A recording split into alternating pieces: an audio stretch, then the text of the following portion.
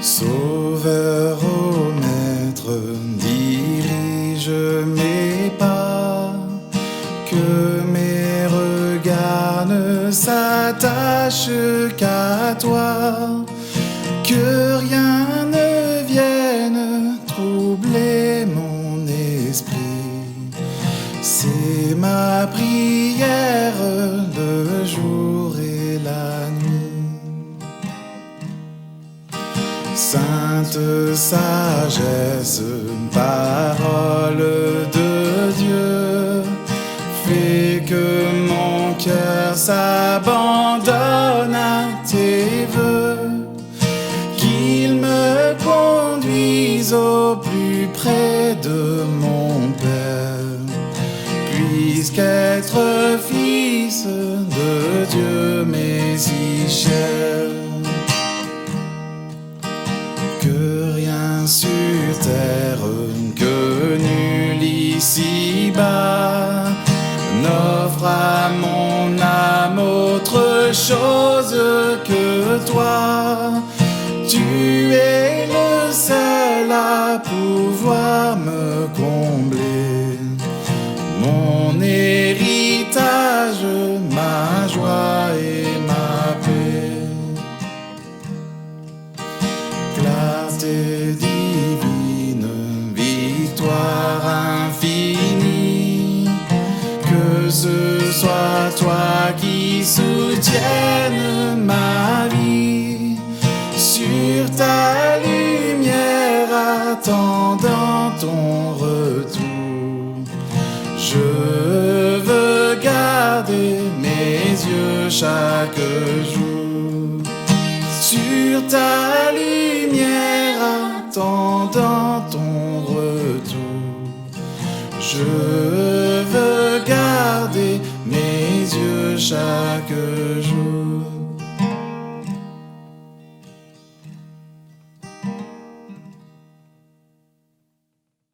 Bienvenue à tous pour cette 5e session de cette grande e-conférence sur le thème « Un Dieu bon dans un monde en crise ». Dieu est souverain. Nous l'affirmons et nous le croyons fermement. Et finalement, tout ce que nous traversons dans le monde actuellement est un moyen pour nous de le vivre.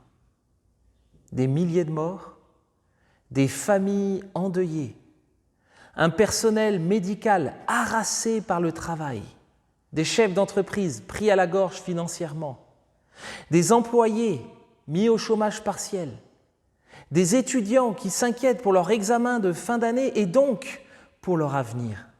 Toutes ces questions sont légitimes. Mais tout cela pourrait nous amener à nous poser une autre question. Dieu est-il réellement au contrôle du monde et de son histoire? Et c'est à cette question que notre orateur, Florent Varac, va nous répondre à partir du livre du prophète Ésaïe. Florent, un cher ami et un orateur très apprécié dans le monde francophone, a été pasteur d'une église dans la région lyonnaise, à Villeurbanne, pendant une vingtaine d'années, et il est maintenant le directeur du développement des églises pour la mission En Compass, et à ce titre, il voyage régulièrement à travers le monde. Florent est marié à Laurie, ils ont 3 enfants et 4 petits-enfants. Il est également l'auteur de plusieurs livres parus aux éditions Clés. Il est blogueur sur le site TPSG et il est membre du conseil de référence d'Évangile 21. En attendant de pouvoir te revoir pour de vrai, Florent, je me réjouis de t'écouter et je te laisse la parole.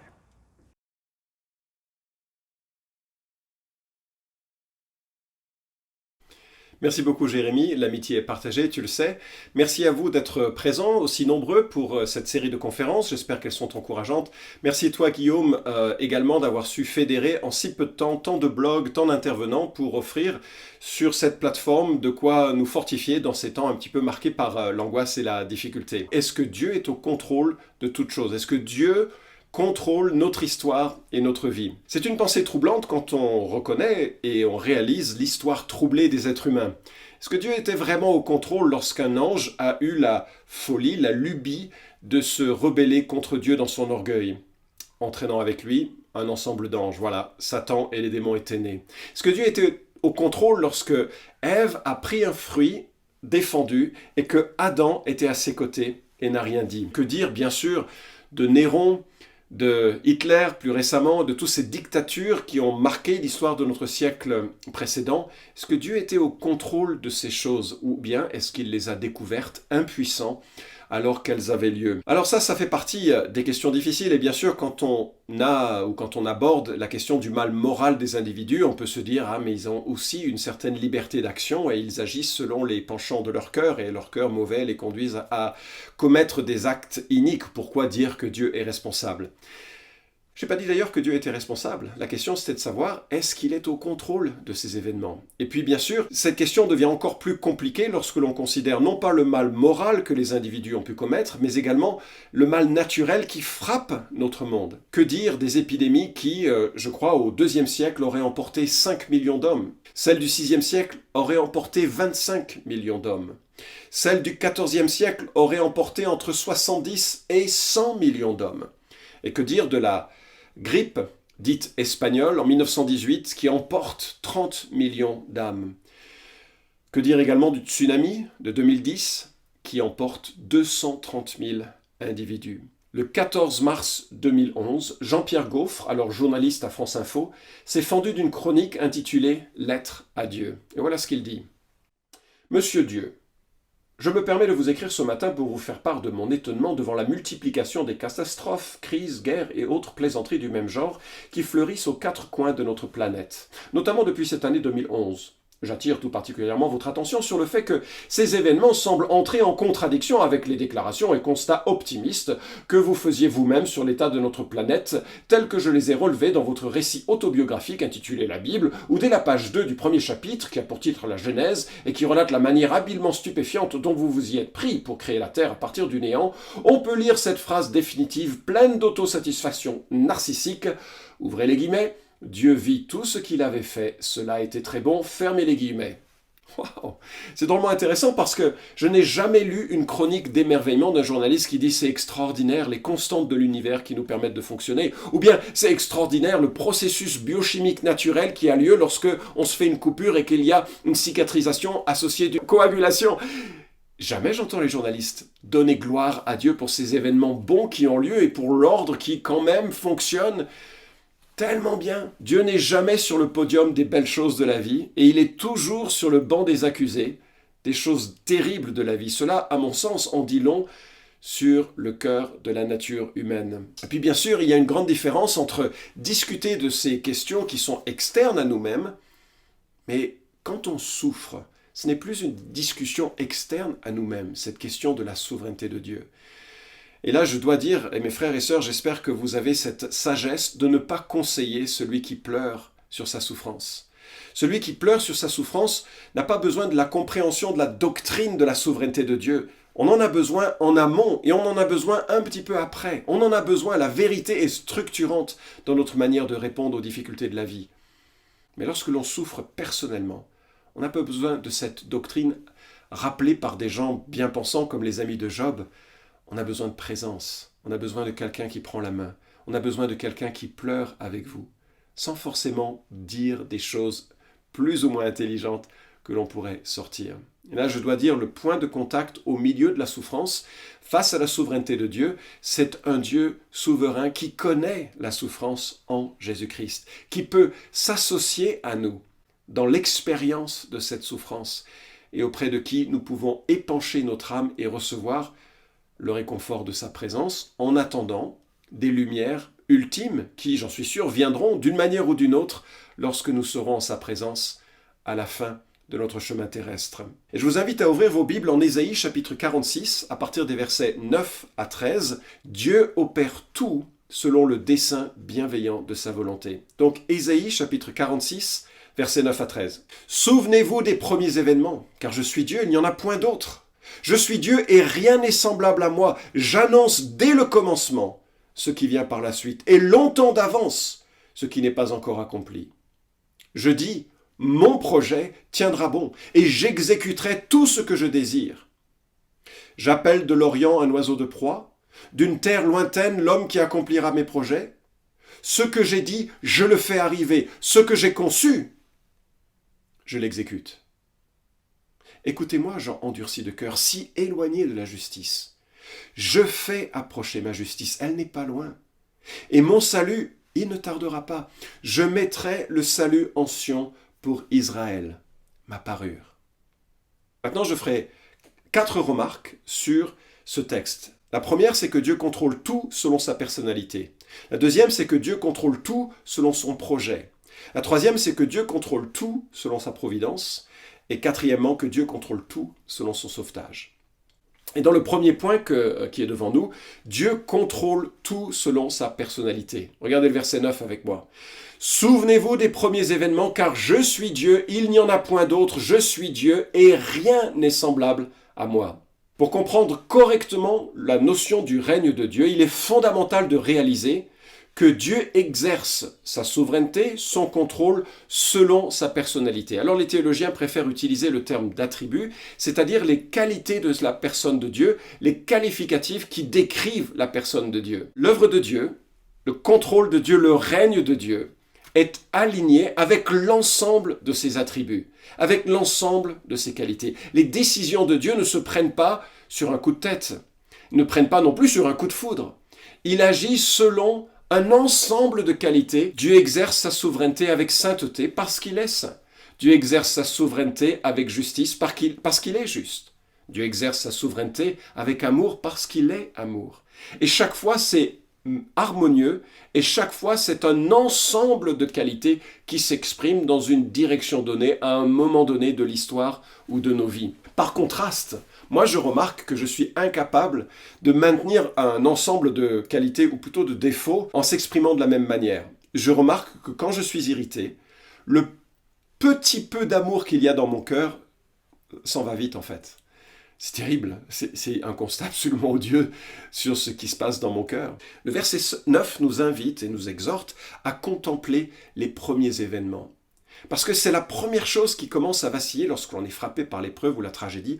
On oublie les grandes œuvres passées qui attestent non seulement de sa souveraineté, mais également de sa bonté, de sa bienveillance, et que son plan suit une trajectoire pertinente, utile. Certes que l'on ne peut pas toujours comprendre, et ça va être l'objet aussi de ce message. Alors les premiers événements dont il est question ici font probablement référence à l'ensemble des actes du passé. Après la création, il a promis qu'un jour, il renverserait la malédiction et le jugement et la culpabilité. Il y a eu l'Exode, mais aussi il y a eu le déluge, et dans ce déluge, il y a eu un salut.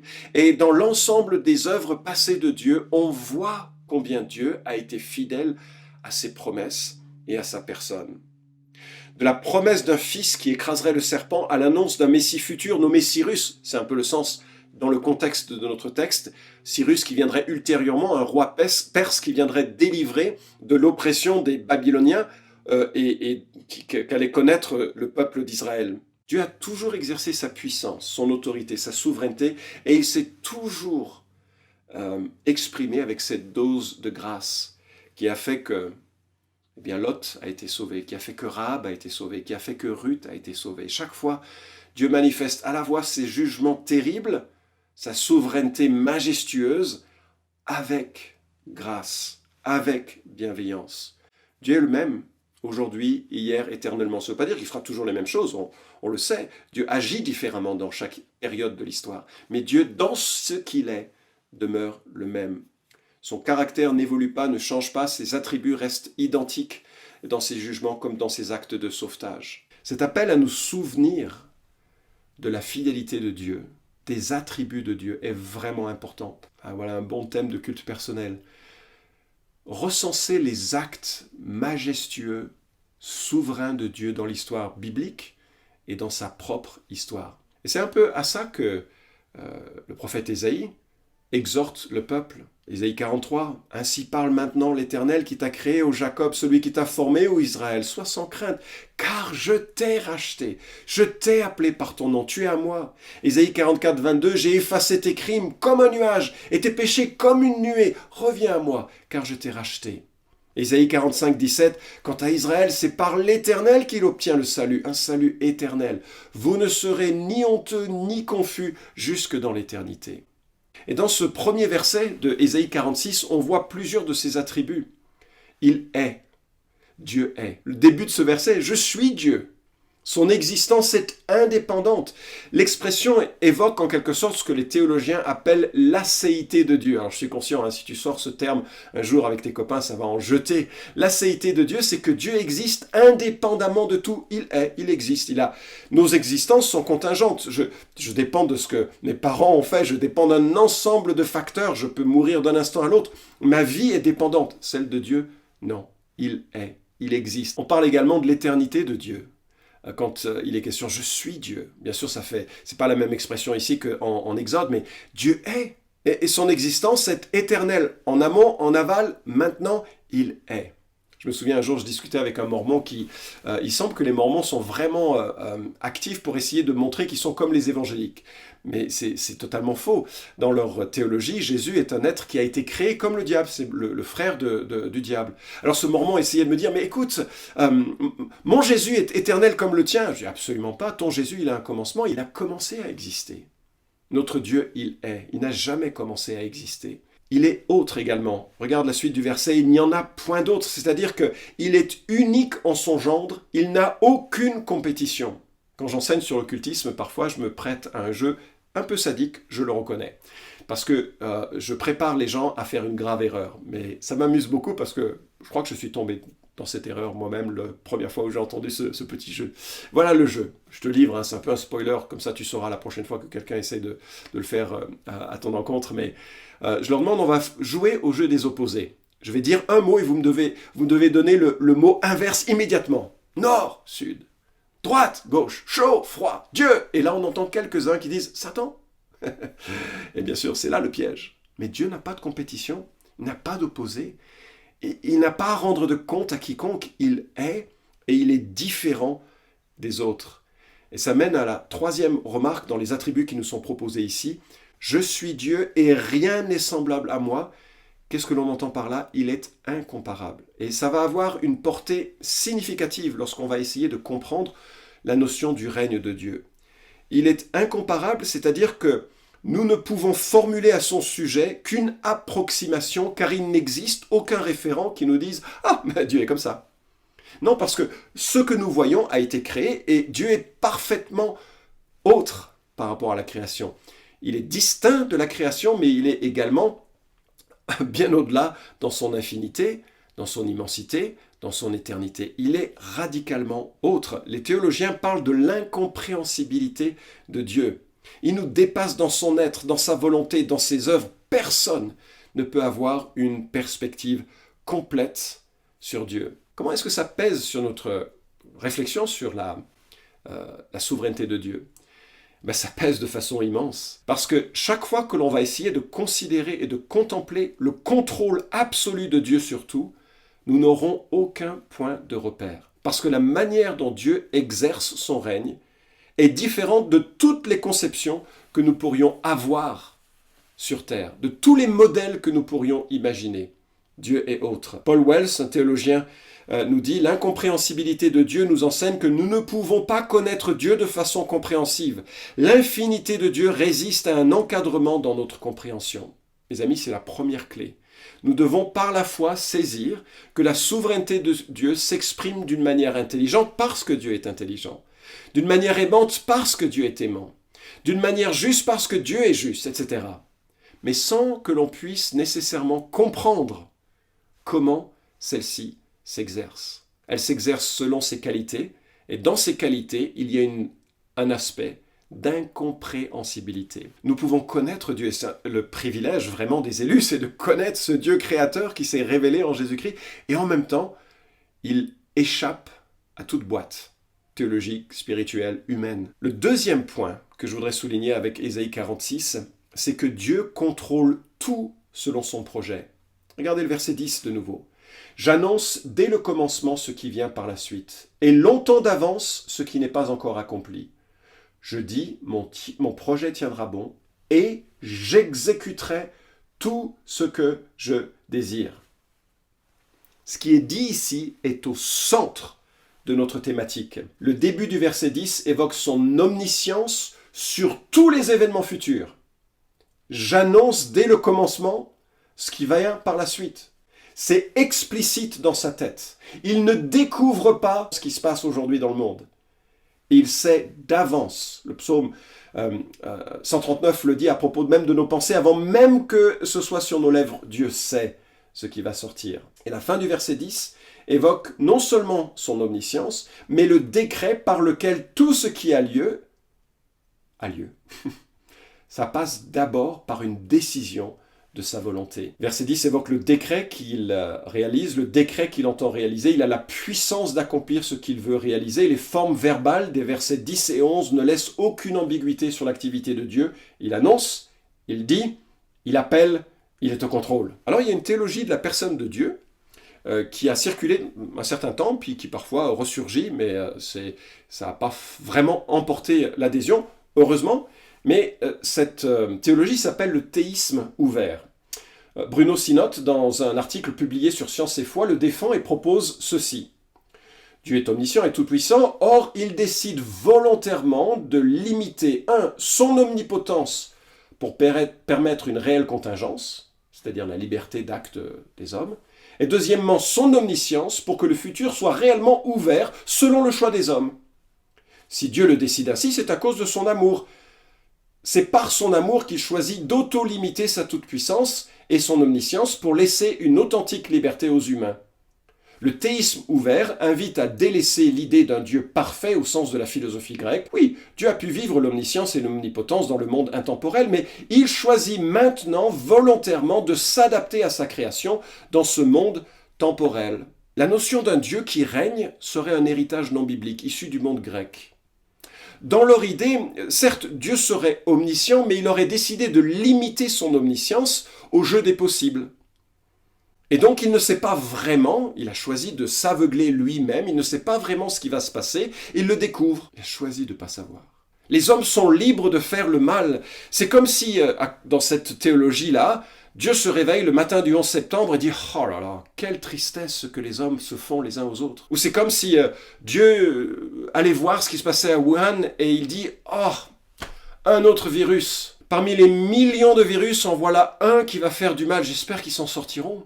Mais je vais être présent pour leur apporter mon réconfort, mais je suis vraiment désolé. » Et c'est un peu l'idée, l'image un peu caricaturale que nous donne cette théologie ou cette philosophie. Alors, Piper et Bruce Ware ont répondu à ces allégations, qui sont assez problématiques, mais moi je dirais qu'ils ont raison. Non, ils ont raison à une seule condition. C'est qu'il faut substituer le mot idole au mot Dieu. Parce que c'est exactement cela que Ésaïe martèle tout au long de son livre, et notamment à partir du chapitre 40 et jusqu'à la fin du livre. Ce qui distingue le Dieu d'Israël des idoles, c'est que les idoles sont sourdes, elles sont aveugles, elles sont incapables de faire du bien et incapables de faire du mal, pour reprendre les termes de Jérémie chapitre, je crois que c'est 10.5, Jérémie 10.5. Les idoles sont incapables de faire quoi que ce soit d'utile. Les idoles sont incapables de faire quoi que ce soit. À l'inverse, le Dieu d'Israël règne. Il connaît toutes choses, et comme le dit Bruce Ware dans une des réponses qu'il donne à cette théologie, il dit « Il n'y a pas moins de 9 sections distinctes en Ésaïe 40 à 48, répétées de différentes manières, mais clairement pour relever un même objectif. Le Dieu véritable et vivant, contrairement au faux Dieu imposteur, se reconnaît comme le Dieu véritable parce que lui seul peut annoncer avec exactitude ce que le futur sera. » Parmi les extraits les plus pertinents que nous trouvons dans cette section d'Ésaïe, voilà 41-23. « Annoncez les événements derniers, et nous saurons que vous êtes des dieux. » Ésaïe 48, à partir du verset 3. « Dès longtemps j'ai annoncé les événements du début, c'est sorti de ma bouche, je les ai fait entendre. Soudain j'ai agi, et ils se sont accomplis. » Et le verset 5, « Je t'ai annoncé dès longtemps ces événements, je te les ai fait entendre afin qu'ils arrivent, afin que tu ne dises pas « C'est mon idole qui les a faits, c'est ma statue ou mon image de métal fondu qui les a ordonnés. » Tu entends? Considère tout cela. Alors, vous voyez, c'est ça, une idole. C'est un peu comme une webcam qui ne fonctionne pas. Elle peut juste être présente, peut juste être témoin, alors avec guillemets, de ce qui se passe maintenant, mais elle est incapable ni de connaître l'avenir, ni d'agir sur l'avenir. D'ailleurs, un Dieu qui serait comme le théisme ouvert le dit, ne serait d'aucun réconfort. Pourquoi le prier s'il n'agit pas?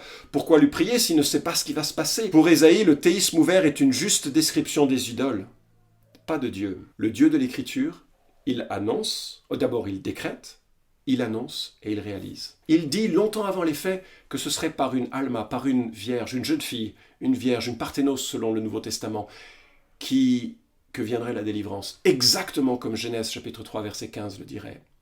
N'en déplaise aux libéraux qui considèrent que c'est un miracle inconcevable et impossible. Dieu dit par avance qu'il viendrait et qu'il prouverait la capacité de faire venir un monde nouveau par des guérisons, par des miracles, par des résurrections, par des miracles même sur la nature, en multipliant les pains, calmant la tempête. Extraordinaire, la manifestation de Dieu. Dieu l'annonce par avance et ça se réalise. Dieu le dit et ça se réalise. Dieu dit par avance que ce Messie, il mourrait pour nos transgressions, il mourrait pour nos péchés, et que ce serait par ses meurtrissures que nous serions guéris de la terrible maladie du péché, de la culpabilité. Dieu l'a dit et il l'a fait. Dieu a dit qu'il ne laisserait pas son saint dépérir dans la tombe, et Dieu l'a fait. Il a ressuscité Jésus d'entre les morts. N'en déplaise aux responsables des églises réformées libérales qui imaginent que c'est une vue de l'esprit, cette résurrection. Quelle horreur! Dieu a dit, il le fait. Jésus est historiquement, corporellement, réellement ressuscité et il ouvre les cieux pour à tous ceux et toutes celles qui lui feraient confiance. Dieu règne et contrôle toutes choses. Il règne sur la chute des moineaux, Matthieu 10, 29, sur les lancers de dés, Proverbe 16, 33, sur le massacre de son peuple, Psaume 44, 11, sur les décisions des rois, Proverbe 21, 1, sur la perte de la vue, Exode 4, 11, sur la maladie des enfants, 2 Samuel 12, 15, sur la perte et les gains d'argent, 1 Samuel 2, 7, sur la souffrance des saints, 1 Pierre 4, 19, sur la persécution des chrétiens, Hébreux 12, 4 à 7, sur la repentance des âmes, 2 Timothée 2, 25, sur le don de la foi, Philippiens 1, 29, sur la poursuite de la sainteté, Philippiens 3, 12 à 13, sur le don de la vie et de la mort, 1 Samuel 2, 6, sur la crucifixion de son fils, Actes 4, 27, 28. Vous pouvez retrouver l'ensemble, ça vient d'une des méditations que Barb Wooler a mis en place et que les éditions Clés publient gratuitement jour après jour sur la manière de fortifier notre foi au milieu des situations difficiles. Dieu règne, vraiment il règne sur toute chose. Le problème que l'on a lorsque l'on commence à évoquer cette souveraineté de Dieu, c'est que, et c'est l'argument des philosophes, quand ils essayent de l'articuler de façon complète, et c'est vrai que ça pose des difficultés, bien sûr. La première des difficultés, c'est alors si Dieu règne, les hommes ne sont que des pions. Un peu comme si Dieu était le joueur d'échecs et nous étions les pièces, puis Dieu fait son œuvre et nous on est passifs. Ou bien comme si, je ne sais pas si vous jouez au Playmobil, parce que moi je joue au Playmobil tous les soirs bien sûr, et c'est comme si vous aviez un parterre de Playmobil et vous êtes la représentation de Dieu, et puis les Playmobil ils sont inertes, et pour qu'ils bougent, pour qu'ils fassent quelque chose, vous êtes obligé de les bouger. Et parce que l'on a cette image que si Dieu règne alors nous ne sommes que des pions, on se dit mais c'est pas possible. Ou bien on se dit ouais mais non, ça marche pas, on a vraiment un libre arbitre en quelque sorte. Enfin, c'est un libre arbitre qui est aussi contraint par notre nature humaine, comme Dieu est contraint par sa propre nature, par ses attributs. Oui, mais l'image qui sort aussi de cette illustration, c'est Dieu qui devient une sorte de grand-père bienveillant qui laisse les enfants jouer au parc et qui est complètement débordé par les événements. Il y en a qui se tapent dessus, il y en a d'autres qui se perdent, et puis le grand-père est là, s'il vous plaît, s'il vous plaît. Et on n'arrive pas à se départager de cette notion, soit Dieu exerce son contrôle, soit il ne l'exerce pas. Soit il est le joueur d'échecs, soit il est le grand-père bienveillant, mais débordé, dépassé, incapable d'agir. Pourtant, Dieu contrôle tout. Notre Dieu est au ciel, il fait tout ce qu'il veut. Psaume 115, 3. Tout est possible à Dieu, Matthieu 19, 26. Rien n'est impossible à Dieu, Luc 1, 37. Psaume 135, 6. Tout ce que l'Éternel veut, il le fait, dans les cieux et sur la terre, dans les mers et dans les abîmes. Dieu est capable d'accomplir ce qu'il désire, il n'est pas limité dans ce pouvoir. Les théologiens l'affirment. Wayne Grudem, dans la théologie systématique, dit « Les décrets de Dieu sont les plans éternels de Dieu par lesquels, avant la création du monde, il a déterminé de faire advenir tout ce qui se produit. L'omnipotence de Dieu signifie qu'il est capable de faire tout ce qu'il veut. » Et Finberg, dans un livre sur Dieu, No One Like Him, personne n'est comme lui, nous lisons la souveraineté divine peut être définie comme le pouvoir de Dieu d'une autodétermination absolue. Oui, vraiment, assurément, Dieu exécutera tout ce qu'il désire, et je reprends là les termes de Ésaïe 46:10. Troisième remarque, Dieu exerce son contrôle selon sa providence. Et nous le voyons à partir du verset 11. C'est assez fascinant, et peut-être ça va éclairer la manière dont Dieu exerce son contrôle par rapport à notre propre capacité à agir. Verset 11, « J'appelle de l'Orient un oiseau de proie, d'une terre lointaine l'homme qui accomplira mes projets. Ce que j'ai dit, je le fais arriver, ce que j'ai conçu, je l'exécute. » La manière dont Dieu règne est complexe et compliquée, c'est vrai. Et Isaïe ici nous dit que Dieu est vraiment la cause ultime de toute chose, mais pas la cause intermédiaire, immédiate des choses qui se réalisent. L'oiseau de proie qui vient de l'Orient est vraisemblablement une allusion à peine voilée à Cyrus. Alors Cyrus, c'est qui? C'est un roi perse qui viendra bien longtemps après Ésaïe, mais ce roi perse, il va faire une œuvre extraordinaire.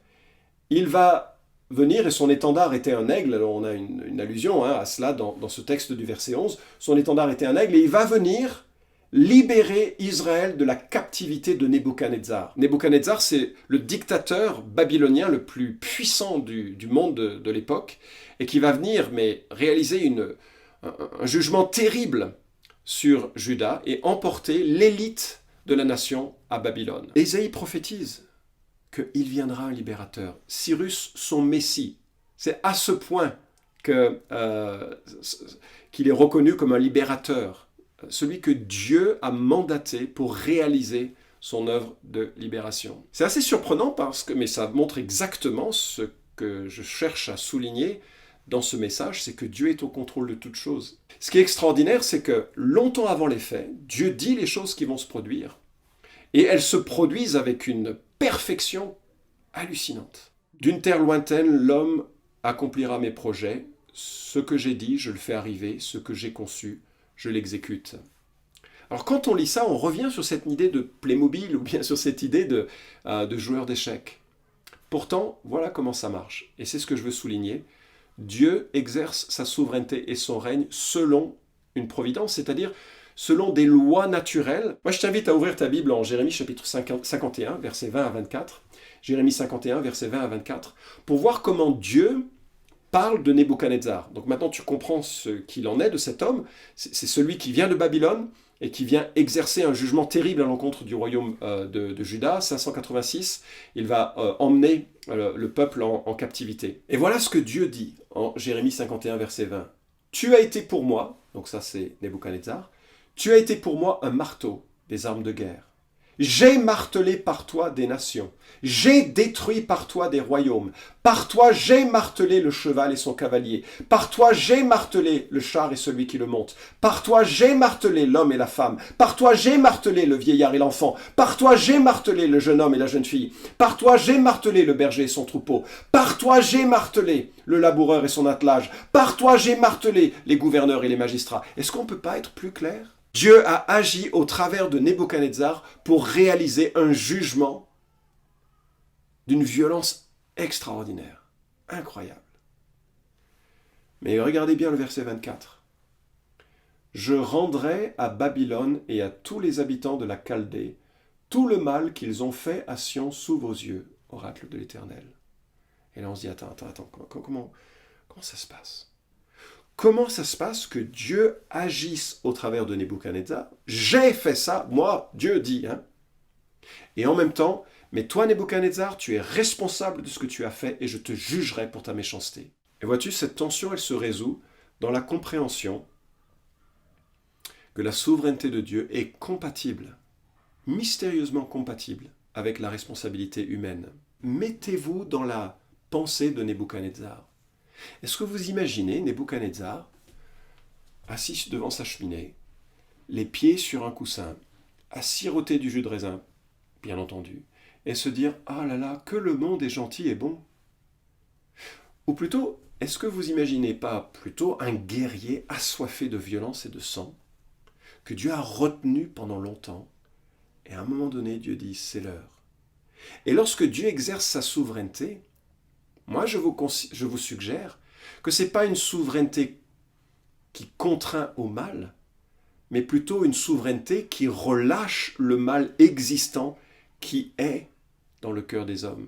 Dans le cas de Nebuchadnezzar, voilà un homme assoiffé de violence et Dieu dit, voilà comment tu vas la diriger parce que je vais coordonner cette violence avec l'intention que j'ai de juger mon peuple. Un peu comme Dieu a coordonné la conquête de la terre promise. En Genèse chapitre 15, Dieu dit à Abraham, je vais te donner une terre, mais tu ne peux pas l'avoir maintenant. Pourquoi? Parce que, en gros, les habitants sur place, ils sont encore assez sympas. Mais dans plusieurs générations, en fait, plusieurs siècles, la déchéance morale des Amoréens aura atteint son comble, et alors, non seulement tu vas réaliser ce dont tu rêves, avoir une terre, une descendance, mais ça correspondra aussi à un jugement que je fais tomber sur les habitants locaux. Et dans le cas de Nebuchadnezzar, il n'a pas eu besoin de dire « Hey Nebuchadnezzar, sors de ton fauteuil et de ton petit vin ou de ton petite boisson sympa et va en guerre contre les Israélites. » Et puis Nebuchadnezzar dit « Bon, puisque tu me demandes, je vais le faire. » Pas du tout.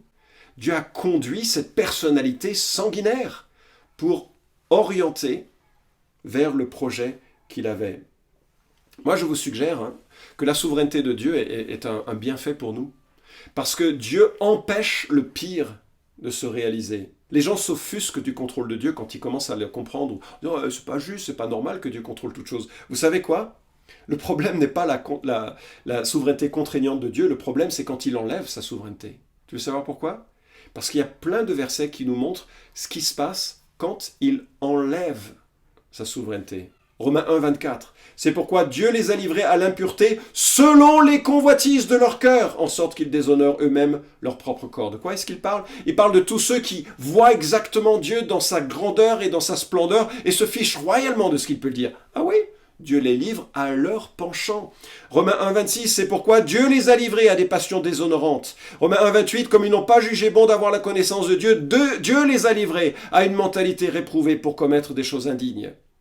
Et tu sais quoi, dans la fin des temps, je ne sais pas quelle est ta conception eschatologique, je dois marcher de façon très prudente dans cette conférence, je connais les autres orateurs, mais quelle que soit ta compréhension, on sera d'accord sur une chose. Ce que Dieu évoque en 2 Thessaloniciens chapitre 2 avec la venue de l'homme de l'impiété, de l'antichrist, si vous avez cette lecture-là, mais de toute façon, du mal qui va refléter exactement l'inverse de ce que Dieu veut, il ne peut le faire que lorsque ce qui le retient encore aura disparu. Quelle que soit votre lecture de cela, Dieu retient le mal par sa souveraineté pour conduire à un bien que je vais évoquer dans mon dernier point. Heureusement que Dieu règne, heureusement que Dieu est souverain. C'est ce qui nous permet d'espérer, c'est ce qui nous permet de prier, c'est ce qui nous permet de compter sur ses promesses et de compter sur lui. Moi j'ai souvent prié, Seigneur, je t'en supplie, ne me livre pas à moi-même. Au début, dans le début de ma vie chrétienne, j'étais un peu choqué de Galates 5, 17. C'est pas gentil, tu nous donnes ton esprit pour qu'on fasse pas ce qu'on veut. Heureusement! Si je faisais ce que je voulais, mais ce serait tragique. Parce que ce qu'il y a dans mon cœur, c'est pas beau. Donc Dieu exerce son règne pour contraindre nos cœurs. Et là, dans cette notion du règne, il faut évoquer la notion de la providence de Dieu. La providence de Dieu, Nisus, dans son livre Pour une fois réfléchi, la désigne comme la manière dont Dieu gouverne la création. Parler de la providence divine, c'est souligner que Dieu ne s'est pas contenté de créer le monde, mais qu'il continue de s'en occuper. Et comment il s'en occupe? Il s'en occupe selon les lois naturelles, les instincts normaux ou déchus des êtres humains. Le stylo qui est là, si je le lâche, je prophétise qu'il va tomber. C'est Dieu qui le veut. Mais bien sûr, il n'est pas la cause intermédiaire de cette chute du stylo. Il est la cause ultime, parce que dans la gravité, il y a cet effet et ce résultat. En 2006, le Times de Saint-Pétersbourg a rapporté la mort d'un Ukrainien qui a été déchiqueté par une lionne au zoo de Kiev. Et voilà comment ça s'est passé. L'homme s'est descendu par une corde dans une fosse où il y avait 4 lions, et il a crié « Dieu me sauvera s'il existe !» Il s'est approché des animaux, et les animaux l'ont dévoré. Est-ce que Dieu l'a conduite? Est-ce que Dieu l'a décrété? Il l'a décrété, oui. Mais il l'a décrété par le biais de lois naturelles et providentielles. Les lions sont des omnivores, il faut faire attention. L'ignorer, c'est ignorer la manière dont Dieu règne. Si vous voulez avoir une vision de cette providence de Dieu, il faut relire le livre d'Esther. Le livre d'Esther est spectaculaire en cela. le mot Dieu même n'apparaît pas dans l'ensemble du livre, mais si vous relisez, notez tous les hasards, entre guillemets bien sûr, tous les hasards qui conduisent au sauvetage d'Israël et vous réaliserez que Dieu règne et que son règne n'est pas forcément lié à une intervention miraculeuse, mais qu'il utilise les méchancetés et les opportunités historiques, les instincts normaux des hommes, des uns et des autres, pour accomplir son règne. Je crois que nulle part ailleurs que lors de la crucifixion de notre Seigneur Jésus, cette souveraineté providentielle et la responsabilité humaine ne sont plus visibles. En Actes 4, 27, 28, nous lisons « Car en vérité, contre ton saint serviteur Jésus, à qui tu as donné l'onction, Hérode et Ponce Pilate se sont ligués dans cette ville avec les nations et avec les peuples d'Israël pour faire tout ce que ta main et ton conseil avaient déterminé d'avance. » Les deux, la responsabilité humaine et la souveraineté de Dieu, le décret absolu, se réunissent dans un acte providentiel. Dieu n'a pas dit à Ponce Pilate « Hey, dis donc, il faut vraiment que tu aboutisses à une condamnation. » Dieu a agi au travers du cœur corrompu de Pilate pour réaliser son décret. Cette notion de ce qui s'est passé à la croix me conduit à une quatrième et ultime remarque sur le contrôle de Dieu. Dieu contrôle tout selon son sauvetage, ou son salut si vous préférez. Nous le voyons au versets 12 et 13. « Écoutez-moi, gens endurcis de cœur, si éloignés de la justice.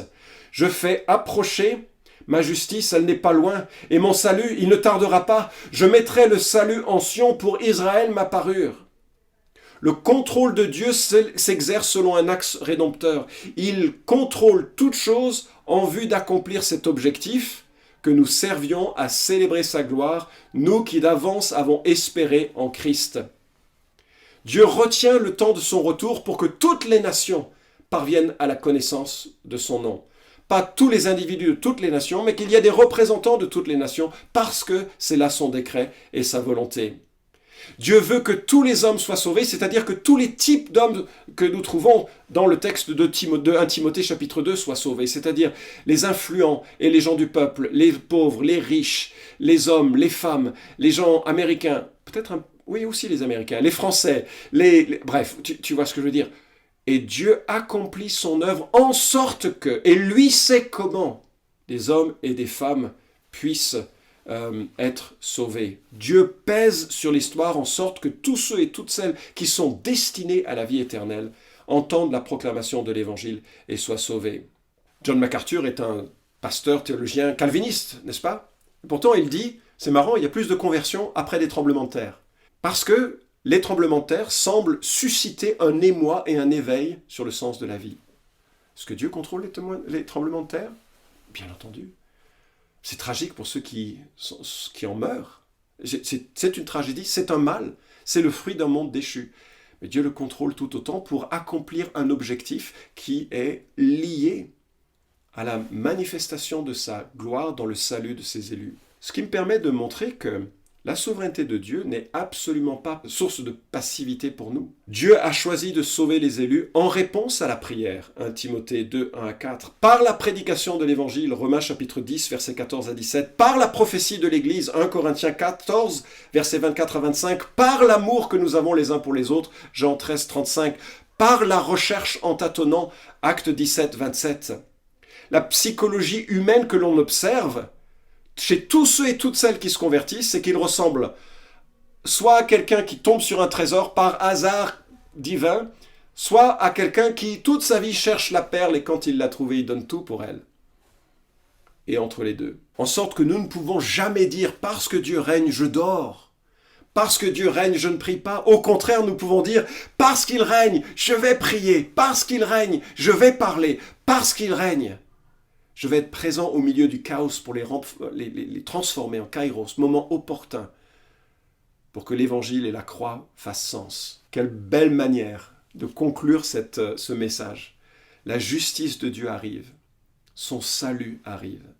Et nous voilà, nous, transgresseurs de sa loi, tout coupables que nous sommes. Nous voilà, nous, souilleux et honteux, éloignés de sa gloire et de sa présence. Nous voilà apeurés et crispés, voués à des forces qui nous dépassent. Et la bonne nouvelle, c'est que Jésus est devenu péché pour nous. Il a accompli ce que Isaïe annonce. 2 Corinthiens 5, 21, il est devenu péché pour nous afin que nous devenions justice en lui. C'est comme si nous déposions au pied de Christ notre crasse et lui nous donne sa justice parce qu'il a payé pour nous.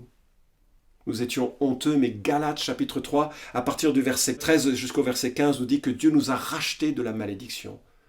Nous étions maudits, séparés de Dieu, menant une vie autonome, indépendante. Et voilà que Dieu nous a couverts de son vêtement de justice. Il nous a ramenés dans sa famille. Il nous a fait entrer dans la maison du Père. Il y a de la joie dans le ciel quand un pécheur se repent. Nous avions peur des démons, peur des forces en présence, peur de l'avenir, peur du présent, peur des étoiles, peur que le ciel nous tombe sur la tête, en tous les cas pour la France. Et Dieu a apaisé notre peur. Il a écrasé celui qui avait le pouvoir sur la mort, c'est-à-dire le diable. Il a dépouillé les principautés et les pouvoirs. Il les a publiquement livrés en spectacle, en triomphant d'elles par la croix. Nous étions souffrants, mais Dieu nous prépare un banquet. Il essuiera nos larmes et nous accorde un bonheur. Le premier mot que Jésus prononce lors de son premier discours officiel, « Heureux les pauvres en esprit ». On ne vient pas à Dieu, un Dieu souverain, majestueux, saint et puissant, en disant « moi je ». On vient à Dieu les mains vides, pauvres en esprit, et Dieu les remplit de sa justice. Quelques chapitres après, celui que nous avons considéré sur notre message, Ésaïe 61 dit la chose suivante. « Je me réjouirai pleinement en l'Éternel. Mon âme sera ravie d'allégresse en mon Dieu, car il m'a revêtu des vêtements du salut, il m'a couvert du manteau de la justice. Comme le fiancé s'orne d'une parure tel un sacrificateur, comme la fiancée se pare de ses atours.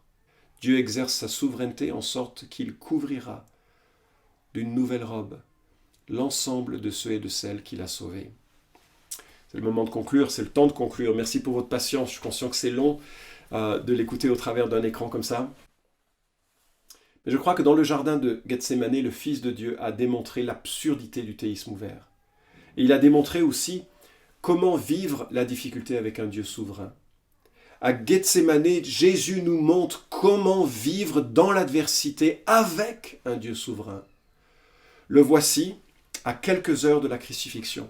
Il sait les injustices qu'il va connaître. Il sait qu'il a été trahi par quelqu'un qui lui était proche. Il sait qu'il deviendrait le bouc émissaire, l'objet de la colère de Dieu à notre place. Quelle folie de penser que l'avenir était ouvert. L'avenir n'était pas ouvert, il était fermé, sombre, déterminé, contrôlé. Mais dans ce jardin, Jésus s'écrie « Père, si tu le veux, éloigne de moi cette coupe, toutefois, que ce ne soit pas ma volonté, mais la tienne qui soit faite. » Je suis convaincu que le grand défi de la maturité chrétienne, c'est de vivre en reconnaissant ce règne et en reconnaissant aussi, notamment dans la douleur, la tentation, l'épreuve, la souffrance, de maintenir les yeux fixés sur Jésus, comme celui qui est bon, bienveillant et qui essuiera un jour toute larme de nos yeux. Le journaliste Olivier Guez, qui s'interroge sur les dictatures du XXe siècle, dit « Au début du XXe siècle, en Occident, on a enterré Dieu. Or, l'histoire montre que l'homme tout seul, c'est quand même assez compliqué. C'est comme s'il avait toujours besoin de croire en quelque chose qui le dépasse. » Mes amis, nous avons besoin de cette transcendance majestueuse, souveraine de Dieu, qui est source d'espoir. N'abandonnons pas la notion de la souveraineté de Dieu. Dieu n'abandonne pas le monde au mal, ni au diable, ni aux expérimentations humaines. Et même dans nos chutes, Dieu règne. Souvenez-vous de ce qui s'est passé lorsque Jésus vient voir l'apôtre Pierre et lui dit « Simon, Simon, Satan vous a réclamé pour vous passer au crible, mais j'ai prié pour toi, afin que ta foi ne défaille pas. Quand tu seras revenu à moi, affermis mes frères. » De façon mystérieuse, Dieu conduit même ces événements tragiques et marquants de nos échecs. Parce que en cela, nous découvrons aussi les attributs de Dieu, et nous pouvons nous encourager les uns les autres à rester attachés sur ce chemin. Je termine avec cette confession de foi dite de La Rochelle qui dit « Ainsi, en confessant que rien ne se fait sans la providence de Dieu, nous adorons avec humilité les secrets qui nous sont cachés, sans nous poser de questions qui nous dépassent. Au contraire, nous appliquons à notre usage personnel ce que l'Écriture sainte nous enseigne pour être en repos et en sécurité. Car Dieu, à qui toutes choses sont soumises, veille sur nous d'un soin si paternel qu'il ne tombera pas un cheveu de notre tête sans sa volonté. Ce faisant, il tient en bride les démons et tous nos ennemis, de sorte qu'ils ne peuvent nous faire le moindre mal sans sa permission.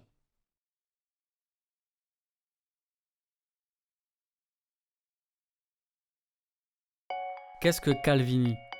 Calvini est un moteur de recherche qui vous permet d'effectuer des requêtes parmi les articles de plusieurs blogs chrétiens évangéliques qui partagent une ligne théologique similaire.